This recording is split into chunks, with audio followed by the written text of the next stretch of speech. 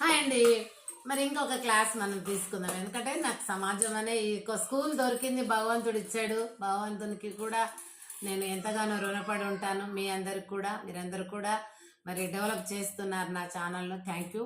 And ఇప్పుడు elections వస్తున్నాం, మనం ఎలక్షన్ టాకే మాట్లాడుకుంటున్నాం. ఎందుకంటే ప్రజెంట్ సిచ్యుయేషన్ అందులోనే ఉన్నాము.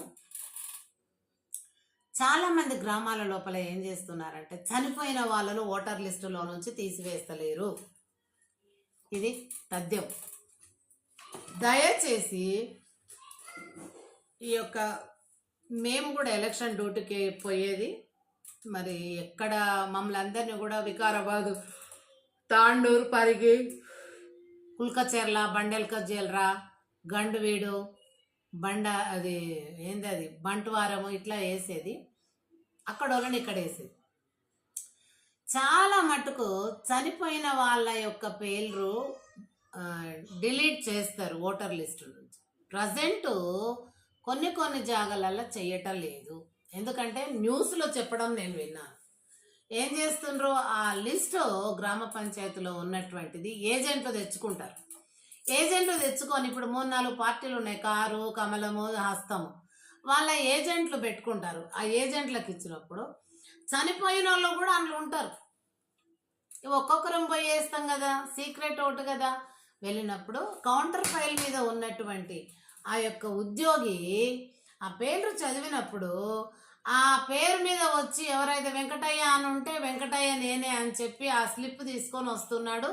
మన మీద అది 2 టాలీ అయిందా లేదా చూసుకొని ఇస్తున్నాము, ఓటు వేసిపోతున్నాం. నిజానికి చూస్తే లేరు. ఒక ఎగ్జాంపుల్ చెప్పనా మీకు నేను.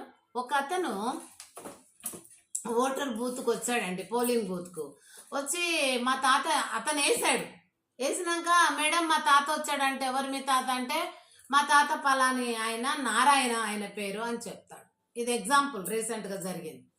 అయితే ఓటర్ లిస్ట్ వచ్చేసి వేసిపోయిండు అని అంటుంది ఆవిడ, ఆ ఎంప్లాయీ. అంటే అయ్యో మా నేను ఎప్పుడు వేసిపోయిండంటే పొద్దున్నే వచ్చేసిపోయిండు అని అంటే, అయ్యో నేను పొద్దున్న రాకపోతే కండ్ల నిండా చూసుకుంటుంటే కడుపు నిండా ఏడ్చుకుంటాను. ఎందుకు పొద్దున్న నుంచి మీరు చూడలేదా, మీ ఇంట్లో లేడా, మీరు మాట్లాడుకోరా అని ఆవిడ అడుగుతుంది. లేదండి ఆయన చనిపోయి 17 ఏండ్లు అవుతుంది. 5 ఏండ్లకు ఒకసారి నేను ఓటు వేయనీకి వచ్చినప్పుడల్లా కూడా మా తాత ఓటు కూడా ఎవరో వేసిపోతున్నారు.